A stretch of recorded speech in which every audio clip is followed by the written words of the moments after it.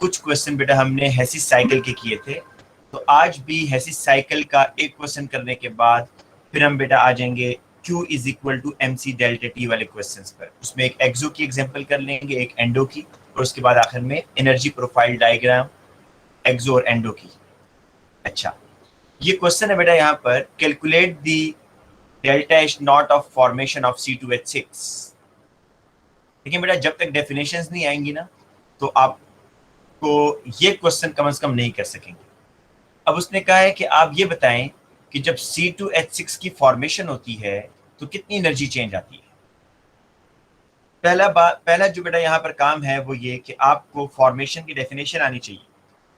Formation की definition होती है कि 1 mole of a compound is formed from its element under the standard condition. आप एलिमेंट से जो कंपाउंड बनाएंगे ना, उसके ओरिजिनल एलिमेंट से जब भी कोई 1 मोल कंपाउंड बनाएंगे तो इस प्रोसेस के अंदर जो भी एनर्जी चेंज आएगी, रिलीज हो या एब्जॉर्ब हो, उस एनर्जी चेंज को आपने फॉर्मेशन कहना है। तो फॉर्मेशन ऑफ इथेन की बात कर रहे हैं, C2H6, तो आपका जो 1 मोल कंपाउंड है वो C2H6 होगा गैसियस फॉर्म में, ये हमें पता है। और इसके एलिमेंट्स क्या होंगे वो हमने नीचे लिखने हैं। तो इसमें 2 कार्बन हैं, और आपको पता है बेटा कार्बन जो है वो ग्रेफाइट की फॉर्म में ज़्यादा स्टेबल है, तो आप ग्रेफाइट वाली स्टेट लिखते हैं, कार्बन सॉलिड। और दूसरा एलिमेंट है हाइड्रोजन, तो हाइड्रोजन का फॉर्मूला होता है H2, और बाद में इसको बैलेंसिंग करने के लिए क्योंकि 6 हाइड्रोजन है तो यहाँ पर 3 लगा देंगे। तो ये वो आपसे कह रहा है कि delta H not of formation आपने बताना है कि जब ये इथेन बनेगा फ्रॉम इट्स एलिमेंट तो एनर्जी चेंज इसमें कितनी आएगी। अब बेटा देखें, ये तो आपने फाइंड आउट करना है, ये 2 कॉर्नर्स जिस तरह कल हम बना रहे थे। गिवन डेटा में बेटा हमारे पास क्या चीजें हैं। गिवन डेटा में आप देखें कंबस्टन ऑफ कार्बन, कि जब मैं यहां पर लिखा हूं पहले कि जब कार्बन को बर्न करें ना इतनी एनर्जी रिलीज होती है। तो आपको बेटा कंबस्टन की डेफिनेशन आनी चाहिए। कंबस्टन की डेफिनेशन ये होती है कि 1 mole of a substance is burned. 1 mole substance को बेटा आप बर्न करेंगे, तो यहां पर जब आप 1 मोल कार्बन को बर्न करेंगे,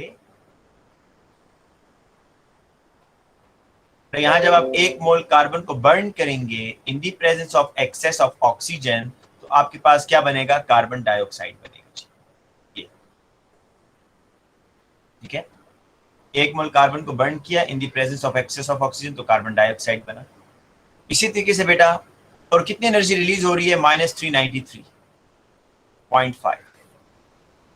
अब आपने ये जो गिवन डाटा है बेटा, इसके लिए नीचे आप ये जो बॉक्स बनाते हैं ना, जो नीचे वाला कॉर्नर है, इसमें गिवन डाटा की बेस पर चीजें लिखी जाती है।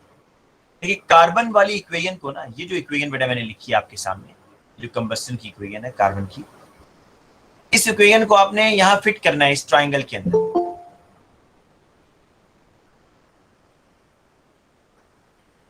बेटा इस इक्वेशन को, ये जो 1 mole of carbon plus 1 mole of oxygen it gives 1 mole of carbon dioxide, इस इक्वेशन को इस ट्राइंगल में आपने एडजस्ट करना है। तो इसको कैसे एडजस्ट करेंगे बेटा, कल भी आपको बताया था कि इसको एडजस्ट करने के लिए आप देखें कि क्या चीज कॉमन है। अगर आप देखें कि कार्बन आपको यहां पर भी नजर आ रहा है, यहां पर भी नजर आ रहा है, ठीक है, तो कार्बन कॉमन है। तो इसका मतलब ये हुआ कि जो अब इसका प्रोडक्ट होगा ना कार्बन डाइऑक्साइड, वो नीचे लिखा जाएगा। तो कार्बन तो ऊपर आ रहा है, इसकी जब कंबस्टन होगी तो क्या बनेगा, कार्बन डाइऑक्साइड बनेगा। आप कह रहे होंगे ऑक्सीजन की तरह बेटा, तो ऑक्सीजन कल की तरह जब भी कंबस्टन के लिए ऑक्सीजन आप साइड पर खुद ऐड कर सकते हैं, तो ये मैंने ऑक्सीजन ऐड कर दिया। 2 मोल कार्बन है तो बेटा 2 मोल कार्बन डाइऑक्साइड के बनेंगे। ये जरा देखिए, ये जो इक्वेशन है ना बेटा, ये जो मैंने यहाँ पर लिखी है, ये 1 मोल के लिए, फर्क सिर्फ ये है कि यहाँ पर जो इक्वेशन है वो 2 मोल के लिए आपको नजर आ रही है। ये देखिए, ये वही इक्वेशन है जो यहाँ मैंने आपको राइट साइड पर लिख के दिखाई है, सिर्फ मैंने इसको यहाँ पर वर्टिकल फॉर्म में लिख दिया। अब दूसरी चीज बेटा ये देखें, सर ये ऑटो क्यों ऐड किया आपने? बेटा कंबस्टन हो रही है, कंबस्टन के लिए उसने जो गिवन डाटा हमें दिया है, गिवन डाटा में कार्बन की कंबस्टन कह रहा है कि कार्बन को जब आप बर्न करेंगे तो इतनी एनर्जी रिलीज हो रही है। जी सर। तो कंबस्टन की इक्वेशन में O2 आता है या नहीं आता? आता है सर। मैं यही O2 अभी राइट साइड पर भी ऐड करूंगा जब C2H6 की बारी आएगी, दोनों साइड पर, जी ठीक है। सर। और इसको बैलेंस आप कर लेंगे बेटा। अभी इसको बैलेंस अगर आपने करना है तो इसको 2O2 कर लीजिएगा, बैलेंस हो जाएगा। अब बेटा देखें, दूसरी तरफ आ जाए, हाइड्रोजन। उसने क्या चीज आपको दिया हुआ है? हाइड्रोजन की कंबस्टन। ये देखें H2, इसको जब आप बर्न करेंगे in the presence of excess of oxygen तो इतनी एनर्जी रिलीज होगी। कंबस्टन की डेफिनेशन अगर नहीं आती होगी तो ये इक्वेशन आप नहीं बना सकते बेटा। कंबस्टन की डेफिनेशन ये है कि 1 mole of hydrogen is burn in the excess of oxygen. तो क्या बनेगा बेटा? वाटर बनता है, H2O।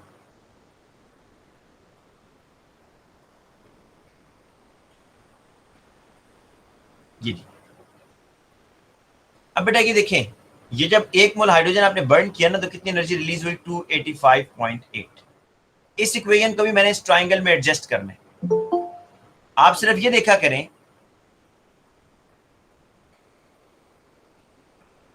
बेटा इसमें सिर्फ ये चीज नोट कर लिया करें कि जो आपने इक्वेशन बनाई है ना हाइड्रोजन के कंबस्टन की, जो इक्वेशन है ये वाली, इस इक्वेशन को इस ट्राइंगल में एडजस्ट करने के लिए देखिए क्या चीज कॉमन है। इसके रिएक्टेंट जरा चेक करें। इसके रिएक्टेंट है हाइड्रोजन और ऑक्सीजन। क्या आपको हाइड्रोजन कहीं पर नजर आ रहा है बेटा इन तीनों बॉक्सेस में से? यस, ये हाइड्रोजन है। तो इसका मतलब है कि जो एरो होगा, एरो हाइड्रोजन से स्टार्ट होगा और नीचे की तरफ बेटा आएगा। मैंने इस इक्वेशन को ऐसे लिखना है बेटा। ये जो इक्वेशन है ना, इस इक्वेशन को मैं ये इस तरह लिख रहा हूँ, ऐसे करके बिल्कुल वही फॉर्म होगा, सिर्फ मोल्स का फर्क होगा।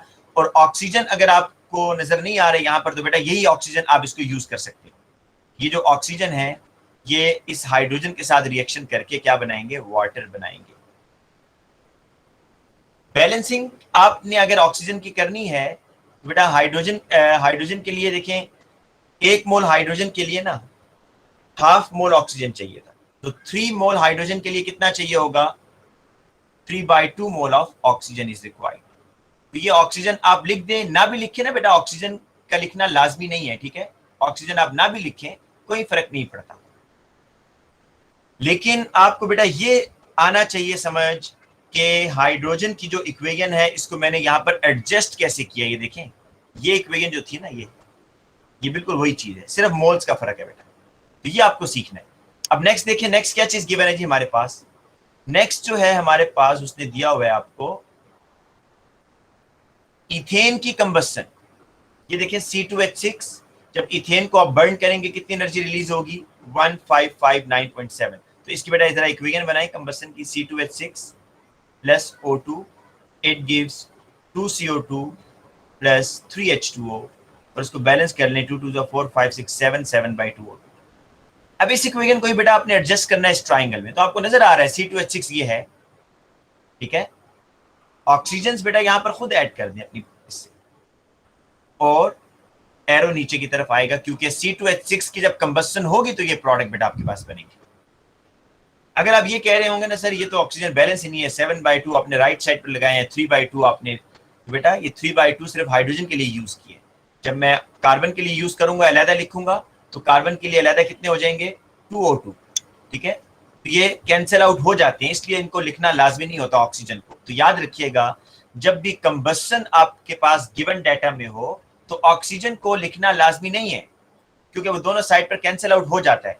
आप बस कार्बन को, अगर आपने ज्यादा सिंप्लीफाई करना है तो आप बेटा ऐसे भी लिख सकते हैं कि कार्बन के साथ ना एयर लिख लिया करें, बस एयर, कि कार्बन की एयर में ऑक्सीडेशन हो रही है, कार्बन डाइऑक्साइड बन रहा है। हाइड्रोजन की एयर में ऑक्सीडेशन हो रही है, वाटर बन रहा है। इसी तरह यहां पर भी बेटा आपको ऑक्सीजन लिखने की जरूरत नहीं होती, आप यहां पर एयर लिख दें कि इथेन की जब एयर में कंबस्टन होगी एक्सेस में तो ये बनेगा। अब बेटा वैल्यूज नोट करनी है आपने। 1 मोल कार्बन को जब बर्न करते हैं 393.5 किलो जूल एनर्जी रिलीज होती है। यहां पर 2 मोल कार्बन बर्न हो रहे हैं तो 2 टाइम्स 393.5।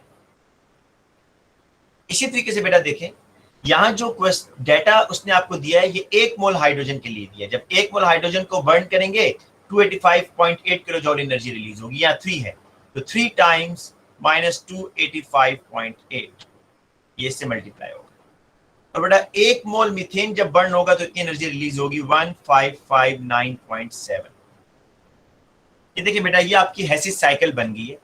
आपको कल भी बताया था कि ज्यादातर ऐसे ही होता है कि जब कंबस्शन आपके पास गिवन डाटा में हो ना, कंबस्शन, तो most of the time arrows की डायरेक्शन डाउनवर्ड होती है और नीचे आप कंबस्शन के प्रोडक्ट लिखते हैं बस।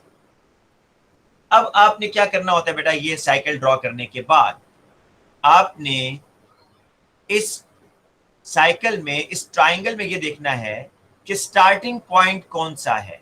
स्टार्टिंग पॉइंट के लिए बेटा आपको मैंने ये बताया था कि वो कॉर्नर जहां से तमाम एरोज निकल रहे हैं, कॉर्नर 1 2 3, किस कॉर्नर से तमाम एरोज निकल रहे हैं, कॉर्नर 1 से, तो ये आपका स्टार्टिंग पॉइंट है। और अल्टीमेटली तमाम एरोज की डायरेक्शन किस कॉर्नर की तरफ है, कॉर्नर 3 की तरफ, ये आपका फाइनल है। ये स्टार्टिंग से फाइनल तक जाने के लिए आपको 2 रूट नजर आ रहे हैं। एक रूट तो ये है कि आप यहां से डायरेक्ट ऐसे चले जाएं, और दूसरा रूट बेटा ये है कि आप इस तरीके से जाएं। ये फर्स्ट रूट है बेटा, ये आपका फर्स्ट रूट हो गया, और वो आपका सेकंड रूट है। और आपने पढ़ा है हेसिस साइकिल के अंदर बेटा, हेसिस लॉ जो है वो आपको यही तो बताता है कि अगर आप एक रिएक्शन सिंगल स्टेप में कर लें या वही रिएक्शन आप मल्टीपल स्टेप में करें, ओवरऑल एनर्जी चेंज सेम रहता है। अब बेटा देखिएगा यहां पर,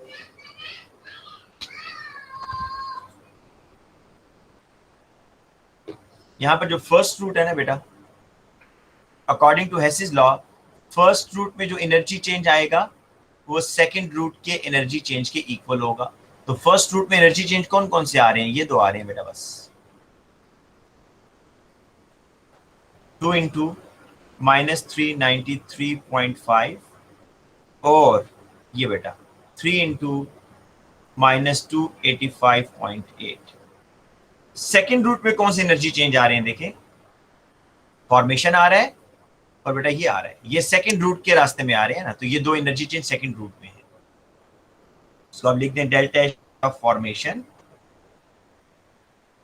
प्लस -1559.7। बड़ा इस तरीके से आप delta H not of formation निकाल सकते हैं इसको सब्जेक्ट बनाकर। ठीक है, ठीक है बेटा। तो ये हमने कल भी प्रैक्टिस किए थे, आज मैंने आपको एक और एग्जांपल करवा दी है। अब आप लोगों का काम बेटा ये है कि आप लोगों ने जो वर्कशीट्स हैं आपके पास, जो टॉपिकल बुकलेट है, उसमें से हेसिस साइकिल के सारे क्वेश्चन करने हैं। अब नेक्स्ट आ जाएं कि केमिकल एनर्जेटिक्स में और कौन से क्वेश्चन आते हैं। कल मैंने बॉन्ड एनर्जी का करा दिया था, हेसिस साइकिल आज करा दिया है। डेफिनेशंस आपने सारी याद करनी है बेटा, डेफिनेशंस लाजमी आती हैं 2 मार्क्स की। या हेसिस लॉ की डेफिनेशन पूछ लेगा, हेसिस लॉ, या बेटा आपसे फॉर्मेशन पूछ सकता है, कंबशन पूछ सकता है, ठीक है, एटोमाइजेशन पूछ सकता है, हाइड्रेशन ऑफ एनहाइड्रस सॉल्ट पूछ सकता है। ये सारी डेफिनेशंस आपको रिकॉर्डेड लेक्चर में मिल जाएंगे बेटा, वहां से आप देख लीजिएगा।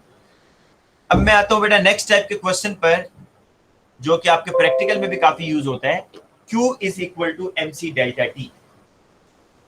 मतलब वो ये है बेटा कि आप जब एक केमिकल रिएक्शन करते हैं ना, जब भी आप कोई केमिकल रिएक्शन करेंगे तो उसमें 2 पॉसिबिलिटीज बेटा होंगी।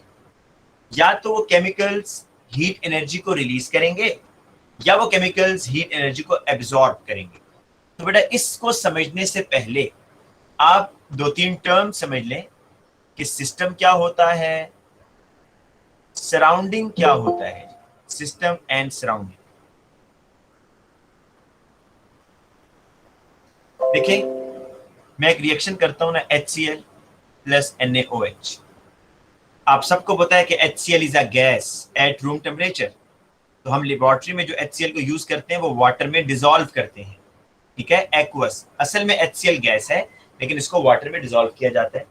इसी तरीके से बेटा आप सबको पता है NaOH is ionic compound, solid form में होता है। रिएक्शन करवाने के लिए हम इसको भी वाटर में डिसॉल्व करते हैं। तो क्या होता है, NaCl बनता है और साथ में वाटर बनता है, H2O लिक्विड। अब बेटा अगर आपसे मैं पूछूं कि इसमें सिस्टम क्या है, तो सिस्टम होते हैं आपके रिएक्टेंट्स। रिएक्टेंट आपका सिस्टम होगा, मतलब इसमें HCl और NaOH इज योर सिस्टम या रिएक्टेंट।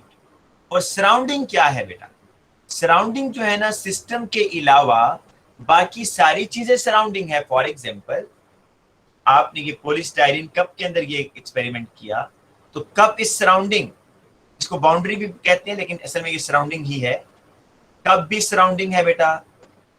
जो आपने अंदर स्टिरर डाला हुआ है या थर्मोमीटर डाला हुआ है, ये जो स्टिरर है इसको भी आप सराउंडिंग ही कहेंगे। और तो बेटा, और वाटर जो है ना, वाटर जो सॉल्वेंट है, वाटर इसमें सराउंडिंग है। तो वाटर, कप, अगर आपने थर्मोमीटर डाला हुआ है तो वो सारी चीजें किस में आएंगी? सराउंडिंग में आएंगी। जबकि जो आपका केमिकल है ना, जिसने रिएक्शन किया है, वो सिर्फ आपका सिस्टम हो। अब बेटा होता क्या है, ये जरा गौर से देखिएगा कि एक्सोथर्मिक रिएक्शन में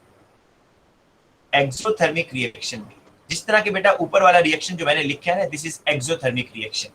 इसमें HCl और NaOH जब आपस में रिएक्ट करते हैं बेटा, NaCl और वाटर, और साथ में हीट एनर्जी रिलीज करते हैं। अब आपको पता है कि जो हीट एनर्जी है ना, कुछ हीट एनर्जी तो सराउंडिंग में चली जाएगी, लेकिन मैक्सिमम हीट, कोई बच्चा आंसर दे सकता है मुझे कि मैक्सिमम हीट कौन एब्जॉर्ब करेगा? वाटर। वाटर करेगा बेटा, वाटर करेगा। तो याद रखिएगा बेटा, एक्सोथर्मिक रिएक्शन में सिस्टम जो है रिलीज करता है हीट एनर्जी को, और सराउंडिंग जो है, surrounding absorb the heat energy. अब बेटा मुझे ये बताएं, आपने जो थर्मोमीटर रखा होता है वो सराउंडिंग में ही तो रखा होता है। जो आपका थर्मोमीटर होता है वो बेसिकली वाटर में आपने रखा होता है ना। आपका जो थर्मोमीटर है वो वाटर में होता है, और वाटर जब हीट एब्जॉर्ब करता है तो आप कहते हैं टेम्परेचर राइज हो रहा है, रिएक्शन इज एक्सोथर्मिक। ये चीज क्लियर हुई कि जब भी कोई एक्सोथर्मिक रिएक्शन होता है तो रिएक्टेंट्स, सिस्टम जो हीट एनर्जी को रिलीज करते हैं, वो सराउंडिंग एब्जॉर्ब कर लेता है। और surrounding most of the cases में वाटर होता है, और आपने थर्मोमीटर अपना वाटर में डिप किया होता है, और थर्मोमीटर से आप टेम्परेचर जितना राइज हो रहा है वो रीड कर रहे हैं। एक्सोथर्मिक रिएक्शन में बेटा याद रखिएगा कि रिएक्टेंट्स आर मोर एनर्जेटिक, और वो हीट एनर्जी को रिलीज करते हैं बेटा। अगर आप एक्सोथर्मिक का ग्राफ देखें ना, एक्सोथर्मिक रिएक्शंस का, एक्सोथर्मिक रिएक्शन का एनर्जी प्रोफाइल डायग्राम ऐसे होती है कि रिएक्टेंट्स क्योंकि हीट एनर्जी रिलीज कर रहे हैं ना, इसका मतलब रिएक्टेंट्स आर मोर एनर्जेटिक। यहां पर बेटा एनर्जी होगी, यहां पर पाथ ऑफ अ रिएक्शन या प्रोग्रेस ऑफ अ रिएक्शन। बेटा इसकी लेबलिंग अक्सर वो कह देता है जी लेबलिंग करें। तो याद रखिएगा, रिएक्टेंट और प्रोडक्ट के दरमियान जो गैप होता है इसको डेल्टा H बोलते हैं, डेल्टा H, और ये नेगेटिव में होगा एक्सोथर्मिक। एक्टिवेशन एनर्जी क्या होती है बेटा कि रिएक्टेंट से लेकर ये पीक तक, ये जो है activation energy is always positive, ये हमेशा ऊपर की तरफ ही जा रही होगी बेटा। रिएक्टेंट और प्रोडक्ट के दरमियान जो डिफरेंस होगा that is the delta H, और रिएक्टेंट से लेकर ऊपर की जो पीक तक जो एरो है ये एक्टिवेशन एनर्जी। और एक्टिवेशन एनर्जी के बारे में बेटा आप सबको पता है, ये मिनिमम एनर्जी होती है which is required to start a chemical reaction. मैं इसके लिए बेटा आप लोगों को काफी दफा ये एग्जांपल दे चुका हूं कि ये जो बाज रिएक्शंस होते हैं ना, जिस तरह गाड़ी के अंदर पेट्रोल है, पेट्रोल बेटा अगर आपने गाड़ी स्टार्ट नहीं की हुई ना तो पेट्रोल कभी भी बर्न नहीं होगा, हालांकि उस फ्यूल टैंक में ऑक्सीजन होता है। ऑक्सीजन होने के बावजूद गाड़ी अगर बंद है तो पेट्रोल बर्न नहीं हो रहा। रीजन क्या है कि पेट्रोल के मॉलिक्यूल्स के पास इतनी एक्टिवेशन एनर्जी नहीं है कि वो रिएक्शन स्टार्ट कर सके। जब गाड़ी का इंजन स्टार्ट करते हैं, स्पार्क देते हैं उसको, तो वो बेसिकली आप एक्टिवेशन एनर्जी दे रहे हैं पेट्रोल के मॉलिक्यूल्स को और ऑक्सीजन के मॉलिक्यूल्स को, उससे वो रिएक्शन स्टार्ट होता है। तो एक्टिवेशन एनर्जी बेटा minimum energy which is required to start a chemical reaction.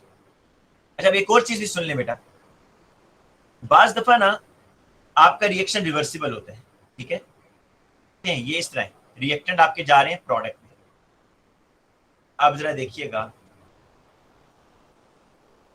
Reactant है ये आपका प्रोडक्ट है, लेकिन वो बाज दफा इस तरह कहता है कि जो प्रोडक्ट है ये दोबारा रिएक्टेंट में जा रहा है जी। अब ये सिचुएशन आपके सामने कि प्रोडक्ट अब दोबारा रिएक्टेंट में कन्वर्ट हो रहा है। अब इसको लेबल करें जी, कहता है अब इसको लेबल करें। अब बेटा आपने ये देखना है कि रिएक्टेंट और प्रोडक्ट के दरमियान, अब देखें ये चीज आ रही है, ऐसे हो रहा है, ये बात ज़हन में रहे, अब रिवर्सिबल रिएक्शन हो रहा है, इज इट एंडो और एक्सो? बेटा एंडो। कौन सा रिएक्शन? एंडो हो जाएगा। और देखिए रिएक्टेंट्स आर मोर एनर्जेटिक ना, जो डेल्टा एच ऊपर की तरफ जा रहा है। जो मेन प्रॉब्लम यहाँ पर होता है, बच्चों को एक्टिवेशन एनर्जी पता नहीं चलती। बेटा प्रोडक्ट अब रिएक्टेंट में जा रहे हैं तो वो कहते हैं जी एक्टिवेशन एनर्जी बताएं, तो अक्सर बच्चे फिर यहीं से कर रहे होते हैं। नहीं भाई, ये जो एक्टिवेशन एनर्जी है ये उस सूरत में होती अगर रिएक्टेंट प्रोडक्ट में जा रहे हैं। इस केस में मैंने ऊपर जो रिएक्शन आपके सामने लिखा है उसमें प्रोडक्ट रिएक्टेंट में कन्वर्ट हो रहे हैं, रिवर्सिबल रिएक्शन है। तो अब आपकी जो एक्टिवेशन एनर्जी होगी वो प्रोडक्ट से स्टार्ट होगी। This is your activation energy. बेटा एक चीज आप देख रहे हैं कॉमन है कि एक्टिवेशन एनर्जी दोनों केसेस में पॉजिटिव ही है। दोनों केसेस में एक्टिवेशन एनर्जी क्या है? पॉजिटिव।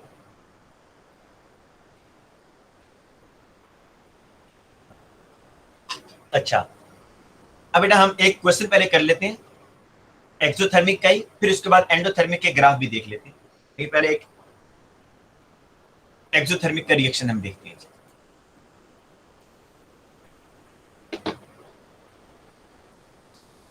बड़ा ही सिंपल सर जो आपने कहा था कि प्रोडक्ट दोबारा रिएक्टेंट में कन्वर्ट हो रहा है, तब उनकी ऐसे आपकी आवाज नहीं आ रही बेटा, ऊंचा बोलो, आपकी आवाज ही नहीं आ रही। सर जब आपने कहा था कि रिएक्टेंट प्रोडक्ट रिएक्टेंट में दोबारा कन्वर्ट हो रहा है तो उनकी लेबलिंग तो नहीं चेंज होगी ना? प्रोडक्ट आपकी आवाज नहीं आ रही अब्दुल्ला। सर अब आवाज आ रही है? आ रही है लेकिन बीच में फिर आस्ता हो जाती है बेटा।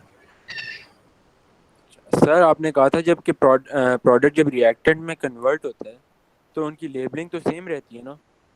लेबलिंग सेम रहेगी भाई, बिल्कुल सेम रहेगी। रिवर्सिबल रिएक्शन का मतलब है दोनों साइड पर रिएक्शन हो रहा है एट अ टाइम। ठीक है बेटा दोनों साइड पर एट अ टाइम रिएक्शन हो रहा है।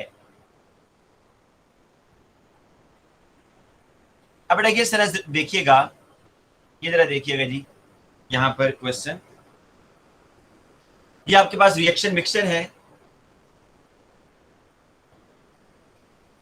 रिएक्शन इस तरह का है बेटा कि आपने NaOH लिया हुआ है सपोज एक्वस फॉर्म में, HCl लिया हुआ है बेटा आपने aqueous, it gives NaCl aqueous and water liquid. आपने ना NaOH और HCl को इसमें मिक्स किया है, ठीक है। NaOH का वॉल्यूम कितना लिया आपने? 25 क्यूबिक सेंटीमीटर, और HCl का वॉल्यूम भी कितना लिया बेटा? 25 क्यूबिक सेंटीमीटर, ठीक है। और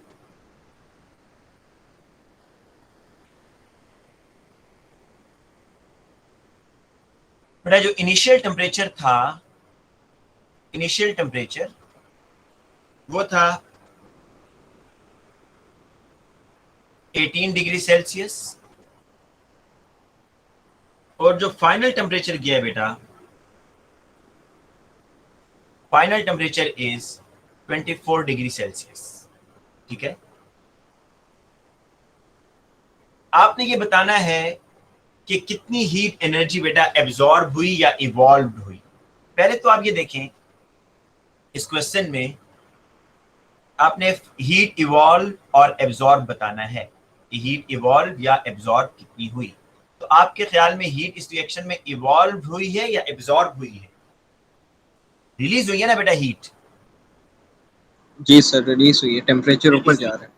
ऊपर जा रहा है। अब ये भी जरा सोचें कि हीट किसने रिलीज की? बेटा जो रिएक्टेंट्स है ना आपके NaOH और HCl, इन्होंने रिएक्शन किया और इस रिएक्शन की वजह से हीट एनर्जी रिलीज हुई, और ये हीट एनर्जी किसने एब्जॉर्ब कर ली? रिएक्शन के अंदर जो वाटर था, जो आपका सॉल्वेंट था, उसने इस हीट को एब्जॉर्ब किया। क्योंकि आपको पता होना चाहिए water is a good heat absorber. Water बेटा हीट को एब्जॉर्ब करता है, ठीक है। गाड़ियों के रेडिएटर में पानी इसीलिए डालते हैं ना ताकि वो इंजन को कूल डाउन करे, और वाटर का ये बहुत बड़ा यूज है इंडस्ट्री के अंदर कि वो मशीन को कूल डाउन करने के लिए यूज होता है, तो ये हीट एब्जॉर्ब करता है। तो वाटर बेटा यहाँ पर हीट एब्जॉर्ब कर लेगा। अब जो आपने क्यू फाइंड आउट करना है ना, क्यू कहते हैं हीट इवॉल्व या एब्जॉर्ब, उसका फॉर्मूला सुन लें, Q is equal to MC delta T. आप बेटा ये बात जरा गौर से सुने कि चेंज इन टेम्परेचर, यहाँ टेम्परेचर किसका चेंज हुआ? ये जो टेम्परेचर राइज हुआ है ये बेसिकली किसका हुआ है? वाटर का हुआ है या नहीं हुआ? वाटर का। ये वाटर का हुआ है। अब डेल्टा टी कितना है बेटा जरा बता दें। डेल्टा टी आपने क्या करना है? फाइनल माइनस इनिशियल कर लें। 24 माइनस 18, अच्छा 6 डिग्री। अगर आप इसको केल्विन में भी कन्वर्ट करके करेंगे तो 6 केल्विन ही आएगा डिफरेंस, ठीक है ना। अगर आप इसको केल्विन में करें, मतलब इसमें 273 ऐड करें, इसमें 273 ऐड करें और फिर डिफरेंस निकालें, तो केल्विन में भी डिफरेंस 6 केल्विन ही रहेगा, इसलिए कन्वर्जन की जरूरत नहीं है। अच्छा बेटा, यहां पर देखें डेल्टा टी तो आप वाटर का डालेंगे ना, change in temperature of water. Delta T क्या है, मैं इसको पहले लेबल करता हूं, change in temperature of water. ये सी भी क्या है बेटा, C is a constant specific heat capacity of water, ये कांस्टेंट होगा बेटा। इसकी वैल्यू है 4.18 जूल्स पर केल्विन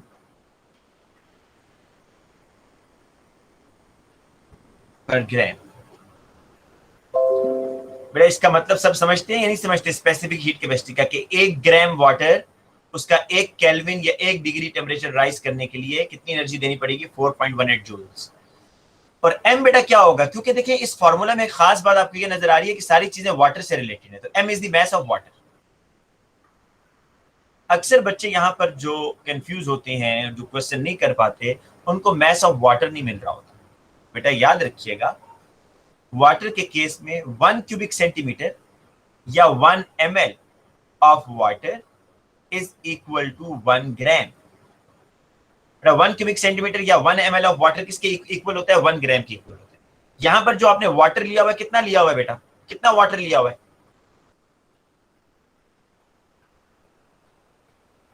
देखिए जो रिएक्शन मिक्सर है, रिएक्शन मिक्सर में 2 चीजें आपने डाली है ना, 25 क्यूबिक सेंटीमीटर आपने NaOH का सोल्यूशन 25 क्यूबिक सेंटीमीटर वाटर में डिसॉल्व किया, और फिर आपने HCl गैस जो है 25 क्यूबिक सेंटीमीटर में डिसॉल्व की। तो वाटर का टोटल वॉल्यूम कितना है बेटा, 50 क्यूबिक सेंटीमीटर। 50 क्यूबिक सेंटीमीटर का मतलब हुआ 50 ग्राम्स। तो मास ऑफ वाटर भी आपके पास आ गया 50 ग्राम्स। बेटा अब आप यहां पर सिर्फ वैल्यूज पुट कर दें, m क्या होगा, मास ऑफ वाटर ये 50, c क्या है बेटा, specific heat capacity of water, ये कांस्टेंट है, गिवन होगा 4.18, और डेल्टा टी बेटा क्या है, 6 डिग्री। आप इसको मल्टीप्लाई करें ना तो आपके पास आंसर आ जाएगा बेटा जूल्स में, ठीक है। 50 इंटू 4.18 इंटू 6, बेटा क्या आंसर आ रहा है, बच्चा कैलकुलेट कर दे, शाबाश। 1254 क्या आ रहा है, 1254 1264। अच्छा बेटा इसमें मैं आपको एक और केस भी करा दूं, पता कुछ नहीं होता, एग्जामिनर समटाइम इस तरह का क्वेश्चन भी दे सकता है। देखें अगर मैं इसको थोड़ा सा चेंज करूं, सर 54 है 64 नहीं। ठीक है बेटा 1254, ठीक है। अच्छा बेटा अगर हम इसको क्यूब में जो है ना सोडियम हाइड्रोक्साइड और HCl के भी मास होगा ना, तो उसको कंसीडर नहीं करेंगे। बेटा अब्दुल्ला यासीन आपकी आवाज नहीं आ रही, अपना माइक ठीक करवाएं बेटा, आपकी आवाज नहीं आ रही बिल्कुल भी। सर मैं बोल ही नहीं रहा। टेम्परेचर ऑफ हाइड्रोक्लोरिक एसिड अगर मैं चेंज कर दूं, अगर कोई बच्चा ये क्वेश्चन पूछ रहा है ना कि इसमें आपने 25 क्यूबिक सेंटीमीटर है, इसमें NaOH का मास किधर गया, तो भाई ये हम अप्रोक्सीमेशन कर रहे हैं, ये बात जहन में रहे। आप कह रहे होंगे यार ये 25 क्यूबिक सेंटीमीटर हमने सारे का सारा वाटर क्यों कंसीडर कर लिया, क्या इसमें NaOH नहीं है, बिल्कुल है।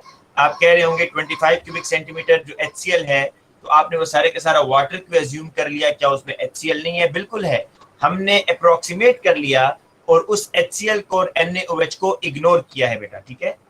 इसलिए इसमें अप्रोक्सीमेशन करते हैं। ये जाहिर बात है कि प्योर वाटर नहीं है, प्योर वाटर का 1 क्यूबिक सेंटीमीटर 1 ग्राम के इक्वल होता है। ये बेटा कोई बच्चा बात पूछ रहा था ना, मेरा ख्याल है बेटा। अगर इस तरह की सिचुएशन आ जाए, देखें यही रिएक्शन है, NaOH plus HCl, NaCl plus water.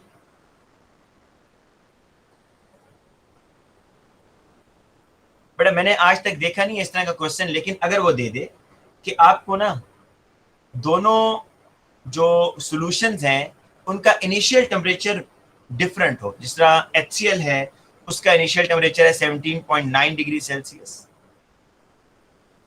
और जो सोडियम हाइड्रोक्साइड है उसका इनिशियल टेम्परेचर है 18.3 डिग्री सेल्सियस, और जो मैक्सिमम टेम्परेचर रीच हुआ बेटा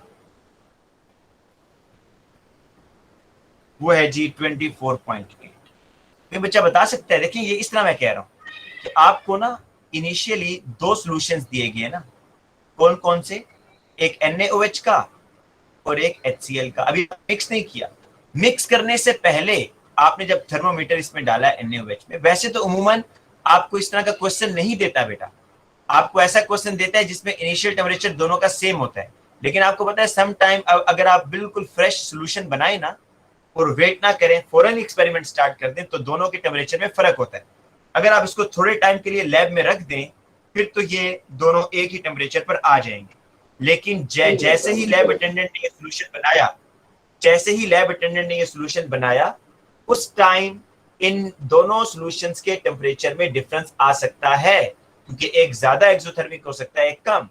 इसलिए बेटा अगर तो ये सिचुएशन आ जाती है एग्जाम में कि HCl का टेम्परेचर 17.9 है, NaOH का टेम्परेचर 18.3 है, तो अब आप क्या करेंगे? अब आप बेटा कैसे, और मैक्सिमम टेम्परेचर ये है, तो इसमें अब आप Q = MC डेल्टा T में डेल्टा T की वैल्यू कैसे पुट करेंगे? किसी बच्चे के पास कोई आइडिया है तो बताएं। हाँ जी बेटा, कोई आइडिया है किसी बच्चे के पास? वॉल्यूम इसका 25 क्यूबिक सेंटीमीटर ही है। क्या कह रहे हैं बेटा? एवरेज लेके नहीं बेटा, इसमें अब क्या करेंगे सुने, इस केस में आप अपने कैलकुलेशन को दो पार्ट्स में स्प्लिट करेंगे। कैसे? इस तरीके से कि आपने पहले इसके साथ कैलकुलेशन करनी है, सपोज NaOH के साथ। सिर्फ कैसे करेंगे? Q = NaOH में बेटा बताएं मैस ऑफ वाटर कितना है? 25। हाँ बेटा, इस तरह करें, Q = MC delta T, mass of water कितना है जी for NaOH? 25 gram 25 grams. Specific heat capacity of water is 4.18. Changing temperature for NaOH बेटा इन दोनों का डिफरेंस निकाल लें, 18.3 24.8 माइनस 18.3, तो Q क्या आ रहा है जी आपका? Q क्या आ रहा है बेटा यहाँ पर? 6.5 से कितना आ रहा है? नहीं बेटा, सारे को मल्टीप्लाई कर लें, 25 टाइम्स 4.18 टाइम्स 24.8 माइनस 18.3, सारे को कैलकुलेट कर लें।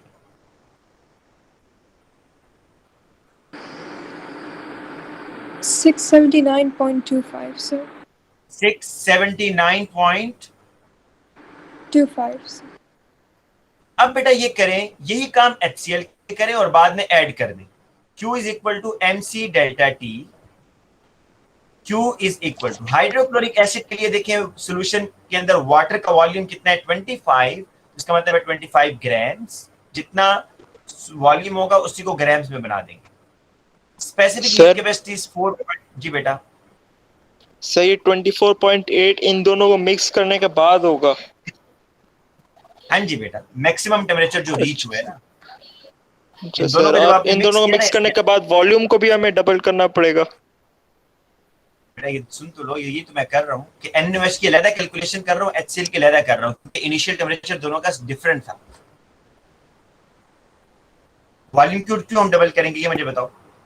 सर ये जो फाइनल टेम्परेचर हो वो दोनों का डिफरेंट सेम होगा? देखो ना मेरी बात सुनो जरा, फिर सुने जी, ये जरा कंडीशन फिर सुने, एक मिनट, कैलकुलेशन अभी छोड़ दें। आपके पास इनिशियल जो सॉल्यूशन आया, जो लेबोरेटरी वाले ने आपको दिया है जी, लैब अटेंडेंट ने, NaOH भी दिया, आपने उसकी फौरन रीडिंग की, वो 18.3 डिग्री सेल्सियस था, और HCl का भी दिया, आपने उसको थर्मोमीटर से रीड किया, उसका टेम्परेचर 17.9 था। फिर आपने उन दोनों को मिक्स कर दिया जी इसके अंदर। जब दोनों को मिक्स किया तो आपके पास जो टेम्परेचर आया 24.8 डिग्री आया। अब मैं ये कह रहा हूं कि डेल्टा T कैसे निकालेंगे, चेंज इन टेम्परेचर। उसके लिए बेटा आप अपनी कैलकुलेशन को दो हिस्सों में डिवाइड कर दें। अगर इनिशियल टेम्परेचर, ये मैं लिख देता हूं पीछे, initial temperature, this is the initial temperature and this is the final maximum temperature. इधर कंडीशन समझ आ गई है? पहले ये बताएं। जी सर। अब अगर बेटा दोनों का इनिशियल, वैसे मैंने आपको बता दिया कि इस तरह का क्वेश्चन मैंने अभी तक देखा नहीं है, लेकिन बेटा पता कुछ नहीं होता अगर इस साल इस तरह का क्वेश्चन दे देता है कि इनिशियल टेम्परेचर दोनों का स्टार्टिंग में ही डिफरेंट है, तो अब आप डेल्टा टी कैसे निकालेंगे? NaOH की अलग कैलकुलेशन करें। सिर्फ ये देखें कि NaOH का के अंदर मास ऑफ वाटर कितना था, 25, स्पेसिफिक हीट कैपेसिटी 4.18, और NaOH को जो टेम्परेचर होगा उसको फाइनल टेम्परेचर से माइनस करें, 24.8 माइनस 18.3, बड़ा ही आ गया। अब आप HCl के लिए ये काम करें। HCl के केस में जो वॉल्यूम था 25 लिख दिया, C is the specific heat capacity, और HCl का बेटा जो टेम्परेचर था उसको फाइनल से माइनस करें, मतलब 24.8 माइनस 17.9 डिग्री। तो क्यू क्या आएगा बेटा बताएं जरा? 721.05। 721.05 बेटा इन दोनों को ऐड कर लेंगे, जो दोनों क्यू आए हैं ना आपके पास, इनको ऐड कर लें तो आपके पास क्यू ओवरऑल आ जाएगा। दोनों को ऐड कर लें, 1400 आना चाहिए ऑलमोस्ट।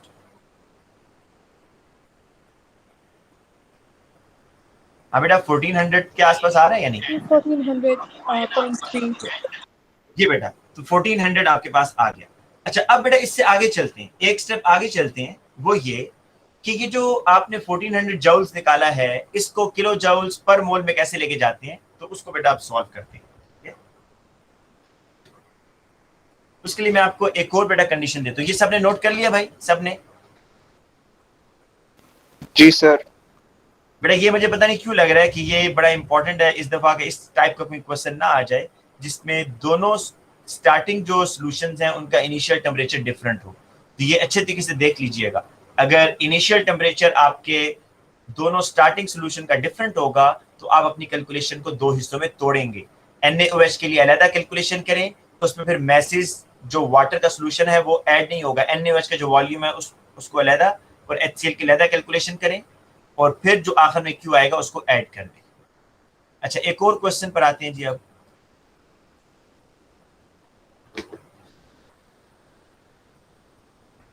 बेटा ये जो क्वेश्चन है ना ये भी बड़े इंपॉर्टेंट हैं इस तरह के कि यहां पर उसने कोई फ्यूल आपको दिया होता है, तो ये भी आप लोग अक्सर गलत करते हैं बेटा, इसको ध्यान से समझना है, ठीक है? पास पेपर में इस तरह के बहुत क्वेश्चन आपको मिलेंगे।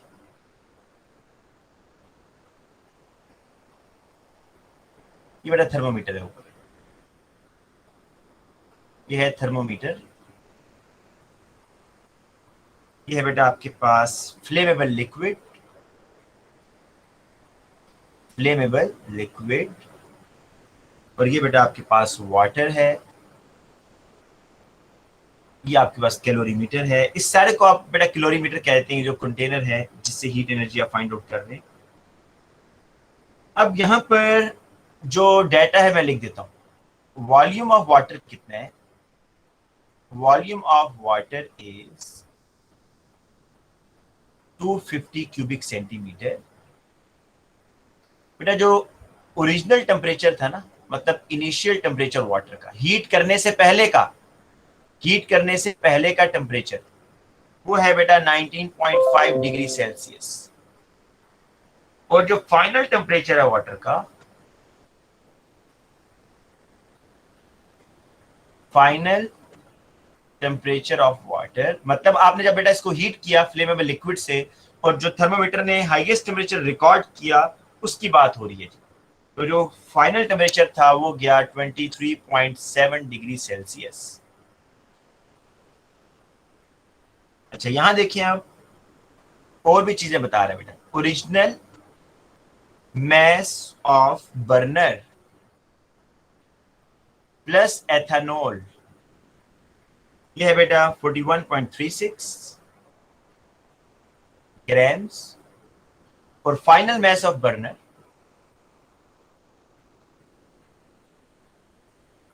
और जो एथेनॉल है ये आपके पास है बेटा 41.18। अब जरा क्वेश्चन को गौर से देखें, उसने आपको क्या क्या चीजें बताई हैं बेटा। उसने आपको यहाँ पर वॉल्यूम ऑफ वाटर बताया है, ओरिजिनल टेम्परेचर वाटर का बताया, फाइनल टेम्परेचर बताया, और यहां से आप क्या चीज फाइंड आउट कर सकते हैं बेटा, ये जो ओरिजिनल, ये जो मैस ऑफ बर्नर बताया उसने, mass of burner plus ethanol burn करने से पहले और बर्न करने के बाद बर्नर और एथेनॉल का मैस। तो जब आप इन दो वैल्यूज को माइनस करेंगे तो किस चीज का मैस आ जाएगा बेटा? जिस चीज ने हीट एनर्जी रिलीज की है। जी बेटा, तो मैस ऑफ एथेनॉल जो बर्न हुआ है ना, मैस ऑफ एथेनॉल बर्न, जो बर्न हुआ है उसका मैस आ जाएगा आपके पास। कितना है बेटा, जरा इसको माइनस करें। 41.36 माइनस 41.18 0.18 0.18। जी ठीक है बेटा, अगर आप आसानी के लिए ना, चले ठीक है, अगर आप आसानी के लिए इसके मोल भी निकाल लें तो काम बड़ा आसान हो जाएगा। आगे मोल्स ऑफ एथेनॉल भी निकाल दें इसी के, 0.18 के कितने मोल निकलेंगे? 0.18 डिवाइडेड बाय 46 बेटा, एथेनॉल होता है C2H5OH, इसका MR ना 46 सर एक होता है क्वेश्चन एक बेटा। बार एक्सप्लेन कर देंगे फिर सर? मैं कर देता हूं बेटा, कर देता हूं। 0.18 को जरा 46 से डिवाइड कीजिएगा। Sir, 3.9 into 10 to the power minus 3. 10 की पावर माइनस 3, sir. बेटा क्वेश्चन फिर सुने। क्वेश्चन ये है कि बेटा आपके पास ये 250 क्यूबिक सेंटीमीटर वाटर है, आपने इस वाटर को हीट किया, ठीक है, और हीट करने से जो वाटर का टेम्परेचर है ना बेटा, वो वाटर का टेम्परेचर आप ये देखें कि ओरिजिनल टेम्परेचर था वाटर का 19 और फाइनल टेम्परेचर चला गया 23.7। ठीक है, तो डेल्टा टी क्या होगा बेटा? चेंज इन टेम्परेचर जरा निकाले ना, टी मतलब 23.7 माइनस 19.5 क्या आएगा बेटा? Sir 4.2 degree. अच्छा बेटा, आपने जब हीट किया वाटर का टेम्परेचर 4.2 डिग्री राइज हो गया, और वो फिर ये बता रहा है कि जो आपके पास बर्नर और एथेनॉल का ओरिजिनल मैस था ये है, और बर्नर और एथेनॉल का जो मैस जलाने के बाद था वो ये है। तो हमने इन दोनों को माइनस किया तो हमें ये पता चल गया कि मैस ऑफ एथेनॉल बर्न कितना होगा बेटा। ये बताएं कि ये बात सबको समझ आई है कि हमें मैस ऑफ एथेनॉल बर्न, इसका मतलब ये है कि आपने बेसिकली 0.18 ग्राम एथेनॉल बर्न किया, और इस बर्निंग से जो हीट रिलीज हुई वो हीट वाटर ने एब्जॉर्ब की, और वाटर ने अपना टेम्परेचर कितना राइज कर लिया बेटा? 4.2 डिग्री। ये मुझे बताएं बेटा, ये बात क्लियर है? आगे चले हम। क्वेश्चन ये है वो पूछ रहा है कि वाटर ने कितनी हीट जो है एब्जॉर्ब की है इससे, जो आपने फ्यूल बर्न किया है ना, जो फ्यूल बर्न किया उससे वाटर का जो टेम्परेचर राइज हुआ है, या एथेनॉल ने कितनी हीट इवॉल्व की है? एथेनॉल ने जो 0.18 ग्राम आपने बर्न किया है, इस बर्निंग से कितनी हीट इवॉल्व हुई है? तो Q आपने फाइंड आउट करना है बेटा। फॉर्मूला है Q is equal to MC delta T। इसमें एक नई चीज आप सीखेंगे, बड़े ध्यान से सुनना है। मुझे ये बताएं, टेम्परेचर किसका राइज हुआ? Delta T, change in temperature. Temperature किसका राइज हुआ बेटा? एथेनॉल या वाटर का? Water sir, water. वाटर का। तो आपने जितनी भी वैल्यूज डालनी है इस इक्वेशन में वो वाटर की डालनी है। M is the mass of water, C is the specific heat capacity of water, और delta T is the change in temperature of water। तो बेटा change in temperature of water कितना है और मैस कितना है? देखें, volume of water is 250 cubic centimetre, तो ये 250 ग्राम है। 1 क्यूबिक सेंटीमीटर 1 ग्राम की इक्वल होता है ना, तो 250 gram. Specific heat capacity 4.18, change in temperature है बेटा 4.2। कोई बच्चा अगर जल्दी से इसको बेटा कैलकुलेट कर दे सही तरीके से, 250 टाइम्स 4.18 टाइम्स 4.2, हाँ जी बेटा क्या आंसर है? 4389 जी बेटा 4389 4389 जूल्स। अब बेटा मेरी बात सुने, यहां से एक नई चीज आपने सीखनी है केमिस्ट्री के अंदर। आप जो हीट, अच्छा ये तो हीट एनर्जी इवॉल्व या एब्जॉर्ब है ना। अब आपसे वो कहता है डेल्टा एच बताएं। मुझे कोई बच्चा बता सकता है डेल्टा एच की यूनिट क्या होती है? डेल्टा एच की यूनिट होती है किलो जूल्स पर मोल, है ना। पर मोल। ये आप बेटा yes sir. Kilo joules per मोल। अब बेटा पहला काम आपने ये करना है कि इस Q को ये जो जूल्स के अंदर आ रहा है इसको किलो जूल्स में कन्वर्ट कर दें। बेटा डिवाइडेड बाय 1000 कर दें तो कितना हो जाएगा 4.389 किलो जूल्स। ये बात ठीक है, यहां तक कोई प्रॉब्लम है? नहीं सर, कोई प्रॉब्लम नहीं। अब बेटा एक और बात सुनिएगा, अब मैं आपको दो तरीके बता देता हूं, आपकी मर्जी है जिस मर्जी तरीके को फॉलो कर लें। एक तो अगर आपको मैं फॉर्मूला बता दूं तो फॉर्मूले से फायदा ये होगा कि आपको साइन की जरूरत नहीं पड़ेगी कि इसके साथ नेगेटिव लगाना है, ये एक्सोथर्मिक है, वो साइन खुद ब खुद आ जाएगा। वो फॉर्मूला ये है delta H is equal to minus Q divided by N. ये है एक फॉर्मूला। और दूसरा बेटा मैं रेशो मेथड से भी आपको यहां पर करा दूंगा। पहले इस फॉर्मूले को देख लें। डेल्टा एच आपने फाइंड आउट करना है, माइनस फॉर्मूले का हिस्सा है, Q की वैल्यू आपने क्या निकाली है 4.389 किलो जूल्स। N क्या है? Number of moles. N बेटा क्या है यहां पर? Number of moles of fuel. आपके जो फ्यूल है ना उसके मोल्स। बेटा कोई बता सकता है एथेनॉल के कितने मोल बर्न किए थे? 3.9 और 0.1 3.9 into 10 to the 3.9 power minus into 3 10 power minus 3 sir. Ji sir. Yes बेटा 3.9 0.18 बेटा 0.18 उसका मैस था। हमने इस मैस को मोल में कन्वर्ट किया by dividing its formula mass. ठीक है, समझ। सर अब बेटा लेकिन अगर आप जैसे ये फॉर्मूला लगाते हैं, जी बेटा क्या कह रहे हो?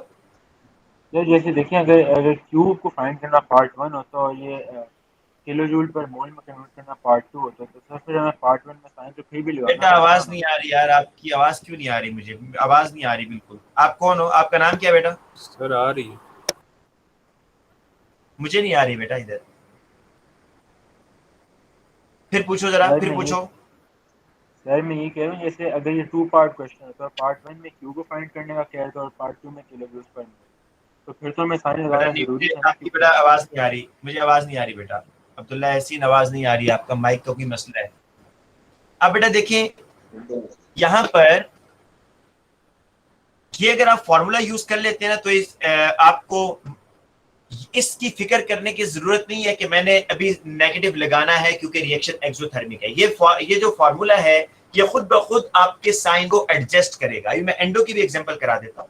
तो अब अगर ये फॉर्मूला आप लगाते हैं तो आपका आंसर ऑटोमेटिकली नेगेटिव में आ रहा है, जो कि ये शो कर रहा है कि दिस रिएक्शन इज एक्सोथर्मिक। बेटा क्या आंसर आ रहा है? 4.389 डिवाइड बाय 3.9 10 की पावर माइनस 3। जी बिनी क्या आंसर आएगा बेटा?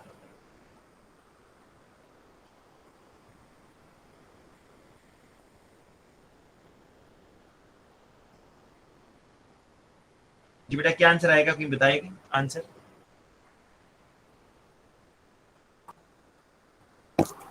So 1.12 into 10 की power negative 3.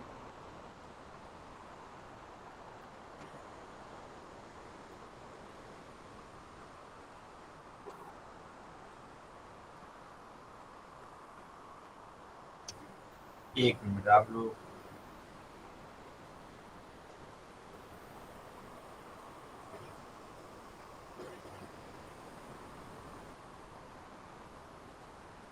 क्या रहा बेटा? 1 पॉइंट Sir 1.125 into 10 की power negative 3.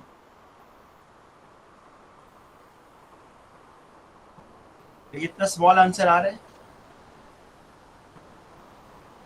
सर 10 की पावर 3 है। 3 है ना? ये मैं कह रहा हूँ इतना स्मॉल आंसर कहां से आ रहा है? अच्छा बेटा ये अब आपके पास आ रहा है किलो जूल्स पर मोल। अगर आप लोग बेटा रेशो मेथड से निकालना चाहते हैं, जरा इस पर आ जाएं आप रेशो मेथड से। ये मुझे बताएं बेटा ये जो वाटर ने ये जो हीट इवॉल्व हुई है, कितनी हीट इवॉल्व हुई है बेटा? बताएं जरा कितनी हीट इवॉल्व हुई है? 4.389 किलो जूल्स। हाँ जी बेटा जो हीट इवॉल्व हुई है तो 4.389 किलो जूल्स है या नहीं है? जी सर। ये कितने मैस, आप कितना मैस एथेनॉल का बर्न किया ये भी बता दें, शाबाश। 0.18 ना बेटा, 0.18 फ्यूल बर्न किया ना आपने एथेनॉल का, या नहीं? जी सर। तो 0.18 लिख दें या उसके मोल लिख दें, आप बताएं कि 3.9 इंटू 10 की पावर -3 मोल्स आपने जब एथेनॉल के बर्न किए तो उससे बेटा कितनी हीट एनर्जी रिलीज हुई? 4.389 kilo joules heat energy release हुई। एक मोल से कितनी एनर्जी रिलीज होगी? x। बेटा यहां से अब आप जब रेशियो मेथड से करेंगे ना तो इसमें एक मसला ये आएगा कि आपको नेगेटिव साइन आखिर में खुद लगाना पड़ेगा। x is equal to 4.389 divided by 3.9 10 की पावर -3। अब आपका आंसर आएगा 1.125 इंटू 10 की पावर 3 किलो जूल्स पर मोल। अगर आप बेटा ऐसे ही छोड़कर आ जाएंगे तो आपका 1 मार्क कटेगा। आपको अब बाद में माइनस का साइन खुद लगाना होगा, क्योंकि आप कहेंगे कि हीट एनर्जी इवॉल्व हुई है। कैसे? एथेनॉल जब बर्न हुआ है बेटा तो एथेनॉल ने हीट रिलीज किया है ना, तो दिस रिएक्शन इज एक्सोथर्मिक, जिसकी वजह से यहां पर माइनस का साइन आप खुद लगाएंगे। लेकिन अगर आपके सामने ये फॉर्मूला आप यूज करते हैं बेटा, तो इस फॉर्मूले से फायदा ये होगा कि आपको नेगेटिव साइन खुद लगाने की जरूरत नहीं है, फॉर्मूला खुद ब खुद नेगेटिव साइन को लेकर आ जाएगा। तो आपकी मर्जी है, जिस मर्जी मेथड को आप फॉलो कर लें। ठीक है भाई।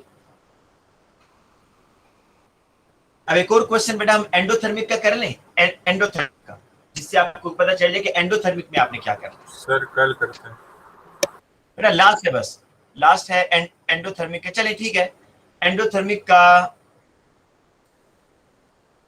बेटा 1 मिनट लगेगा, अभी कर लेते हैं। कल हम ना फिर टोटल पास पेपर ही करेंगे ना, कल हमें फिर इस पर मजीद टाइम नहीं देना पड़ेगा। सर। एक कर लेते हैं, ये आपके सामने ही आ गया, ये 1 मिनट में हो जाएगा। सर जल्दी से जी बेटा। एकेडमी की भी ऑनलाइन क्लासेस है ना कल? बेटा मुझे इसका नहीं पता, आपको मैसेज पे पता चलेगा। अच्छा बेटा ये देखिए, पोटाशियम हाइड्रोजन कार्बोनेट का रिएक्शन हो रहा है किसके साथ? एसिड के साथ। असल में ये रिएक्शन जो है ना, पिछले ये क्वेश्चन जो है पिछले मतलब क्वेश्चन के साथ है।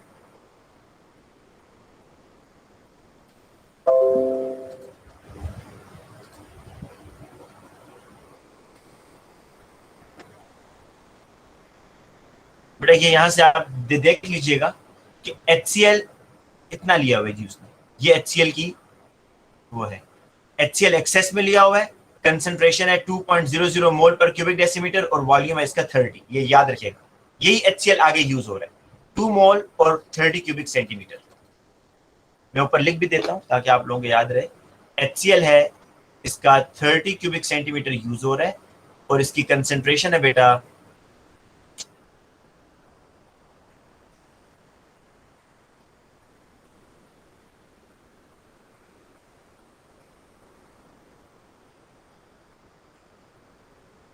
और कंसंट्रेशन है इसकी 2.00 मोल पर क्यूबिक डेसीमीटर। क्वेश्चन वो ये कह रहे जी कि construct a balance equation between HCl and KHCO3। तो बेटा ये तो हम जल्दी से लिख सकते हैं, KHCO3 आप जब इसको HCl में डालेंगे ये इस H को रिप्लेस कर देगा, KCl बनेगा, कार्बोनेट से कार्बन डाइऑक्साइड और साथ में water. Quantity of heat absorb, आप जरा ये चेक करें बेटा, HCl के अंदर ना जब उसने KHCO3 ऐड किया, HCl याद रहे आपके पास एक्सेस में है, ठीक है, उसने पीछे क्वेश्चन में बताया हुआ है कि HCl इज इन एक्सेस। तो HCl के अंदर उसने कितना पोटेशियम कार्बोनेट बेटा डाला है? 0.200 मोल्स उसने KHCO3 के डाले। तो क्या हुआ? टेम्परेचर ड्रॉप हुआ फ्रॉम 21 टू 17.3। तो क्वांटिटी ऑफ हीट एब्जॉर्ब, अब बेटा ये सुन लें, जब मैंने एक्सोथर्मिक के केस में आपको ये कहा था कि जब भी रिएक्टेंट्स हीट एनर्जी को रिलीज करते हैं तो वो हीट एनर्जी कौन एब्जॉर्ब कर लेता है? सराउंडिंग, मतलब वाटर। अगर सिस्टम हीट एनर्जी को रिलीज करेंगे तो सराउंडिंग एब्जॉर्ब करेगा और सराउंडिंग का टेम्परेचर राइज हो जाता है। इस केस में जो रिएक्टेंट्स हैं वो हीट एब्जॉर्ब कर रहे हैं। मुझे कोई बच्चा बता सकता है रिएक्टेंट्स या आपके सिस्टम हीट कहां से एब्जॉर्ब कर रहे होंगे? आपके रिएक्टेंट्स या सिस्टम हीट कहां से एब्जॉर्ब कर ले होंगे? दो ही चीजें बेटा, एक सिस्टम है और एक सराउंडिंग है। इसमें अगर सिस्टम हीट रिलीज कर रहा है सराउंडिंग में, रिएक्शन होता है एक्सो, और टेम्परेचर होता है बेटा राइज, टेम्परेचर राइज हो जाता है। अगर सराउंडिंग हीट दे रहा है और सिस्टम हीट को एब्जॉर्ब कर रहा है और सराउंडिंग से हीट निकल सर रही है, एंडो। तो आपका रिएक्शन एंडो होता है और टेम्परेचर बेटा ड्रॉप होता है। ये बात गौर से सुने।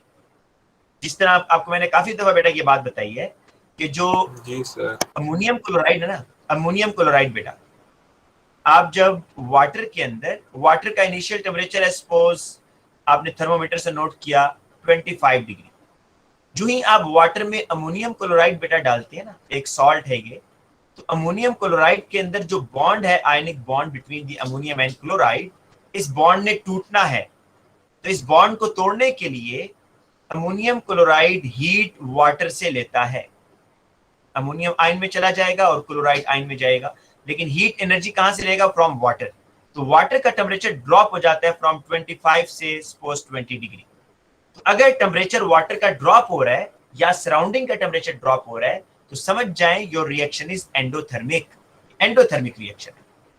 और एंडोथर्मिक रिएक्शन में आपके रिएक्टेंट्स हीट को एब्जॉर्ब कर रहे होते हैं फ्रॉम सराउंडिंग, सराउंडिंग में एयर भी आ जाता है, सराउंडिंग में आपका सॉल्वेंट भी आ जाता है। इस एक्सपेरिमेंट में बेटा यही हो रहा है कि हीट एब्जॉर्ब हुई है वाटर से और वाटर का टेम्परेचर ड्रॉप हो गया फ्रॉम 21 टू 17। अब आपने बताना है क्वांटिटी ऑफ हीट एब्जॉर्ब, कि रिएक्टेंट्स ने कितनी हीट एब्जॉर्ब की है। तो Q is equal to MC delta T। M क्या होगा बेटा? Mass of water. अब देखिए मैस ऑफ वाटर कितना है, कोई बच्चा बता सकता है इसमें मैस ऑफ वाटर कितना है भाई? HCl का कितना वॉल्यूम लिया हुआ भाई उसने, बताएं जरा।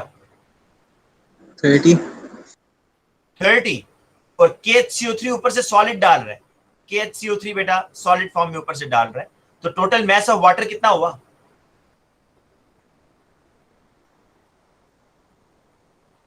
मैस ऑफ वाटर कितना होगा? मैस ऑफ वाटर कितना होगा? 30 होगा। 30 ही होगा बेटा, क्योंकि आपने KHCO3 का मैस तो नहीं डालना ना, M से मुराद है mess of water, not mass of KHCO3। तो इसलिए बेटा आपके पास M is the mess of water, और वाटर वही होगा जो HCl के सॉल्यूशन में प्रेजेंट है। C is the specific heat capacity nature. हाँ बेटा, फाइनल क्या है यहां पर? 17.3 माइनस 21.0, क्या आंसर आएगा भाई?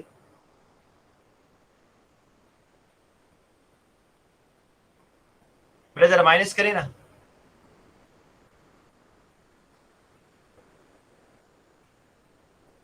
हाँ जी बेटा, क्या आंसर आएगा? आप लोग जरा आंसर बताएं। कितना? -2.7 -2.7 -2.7 2.7। ठीक है बेटा, ठीक है। अब बेटा देखिए यहां पर 2.7 लिख दिया मैंने, और जरा क्यों निकालने बेटा? टोटल क्या आ रहा है? 30 इंटू 4.18 इंटू माइनस 2.7 करें।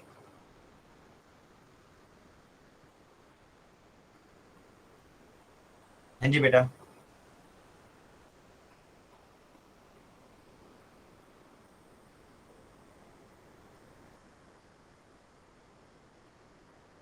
बेटा जरा कैलकुलेटर अपने हाथ में रखे ना, इतना टाइम वेस्ट ना करें आप लोग, जल्दी से करें। तमाम बच्चों को कैलकुलेट करना चाहिए ना, आप लोग एक बच्चे के इंतजार में क्यों बैठे हैं? Sir, minus जी बेटा, 338.58. -3 38.58. 38.58। अच्छा अब बेटा सुने, अब सुने, अब क्या करना है आपने, क्योंकि डेल्टा एच वो आपसे बेटा नीचे कहेगा, वो देखिए नीचे वो कह रहा है किलो जूल्स पर मोल में आंसर निकालें। मैं आपको दिखाता हूँ। सर फैजान एक सवाल सुन ले पहले। एक नहीं बेटा, एक मिनट पहले मुझे ये कंप्लीट करने दो, फिर उसके बाद क्वेश्चन करना। अब बेटा देखिए किलो जूल्स पर मोल में वो कह रहा है आपसे निकालना है। आई मैं फर्स्ट मेथड पर हूं, आपको रेशो वाला भी कराऊंगा।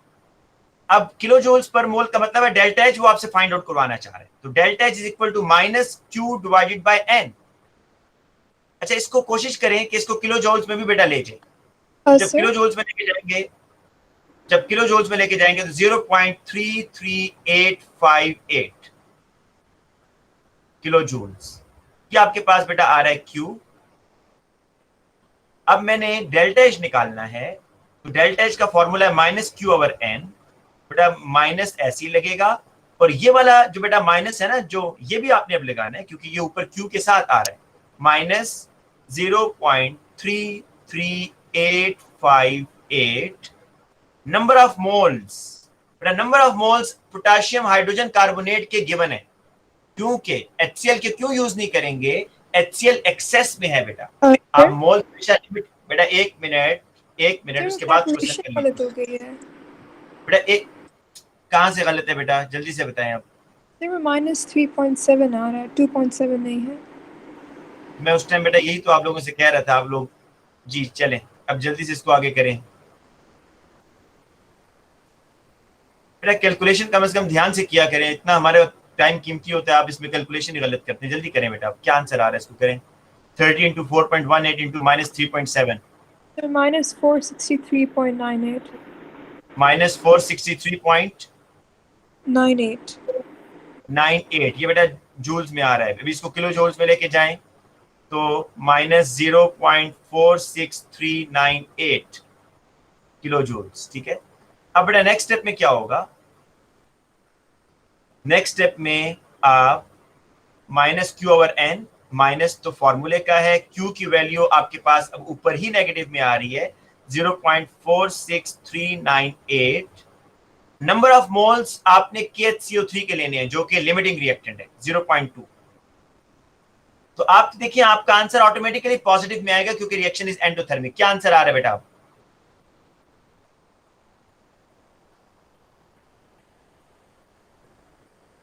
क्या आंसर आ रहा है बेटा?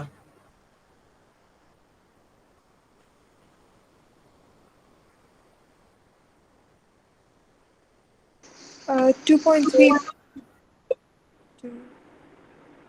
2.32 सर।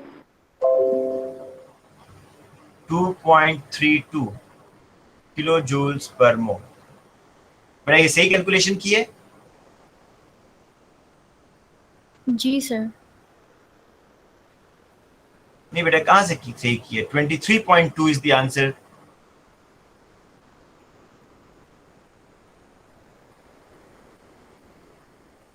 $0.46398।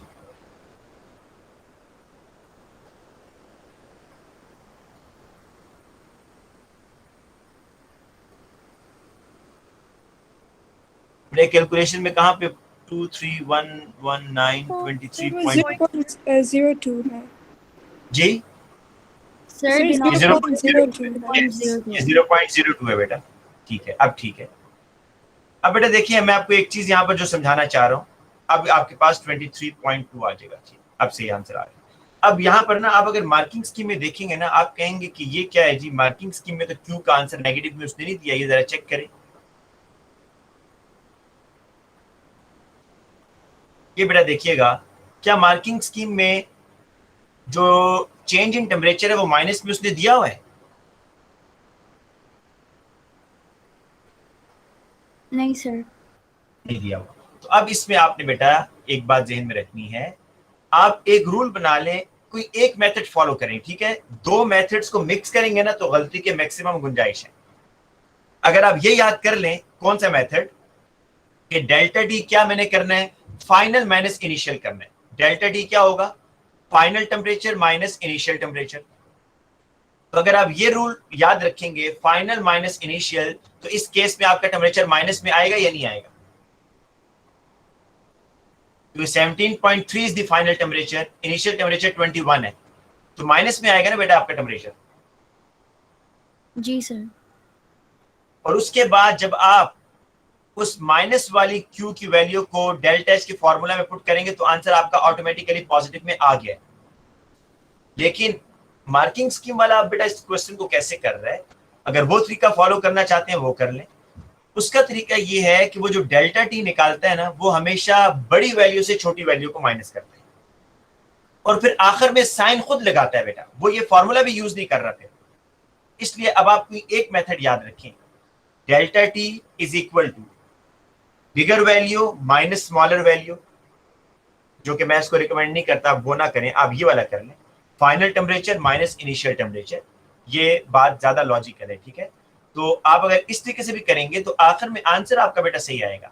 और इस फॉर्मूले को यूज करने से फायदा ये होगा कि आप कभी भी साइन के साथ आपका मसला नहीं होगा। जो अल्टीमेटली लास्ट आंसर आएगा ना आपका, उसका साइन मैच कर रहा होगा आपके आंसर के साथ। आपको खुद से कभी पॉजिटिव और कभी नेगेटिव लगाने की जरूरत नहीं पड़ेगी। तो इसलिए आप लोग इस तरह कीजिएगा बेटा, जो डेल्टा टी है वो आप फाइनल माइनस इनिशियल रखिएगा। तो ये बेटा आपका टॉपिक खत्म हो गया है। अब कल की क्लासेस में और परसों की क्लासेस में हम क्या करेंगे, इसकी सिर्फ पास पेपर प्रैक्टिस करेंगे, ठीक है जी। अल्लाह सर जी बेटा। सर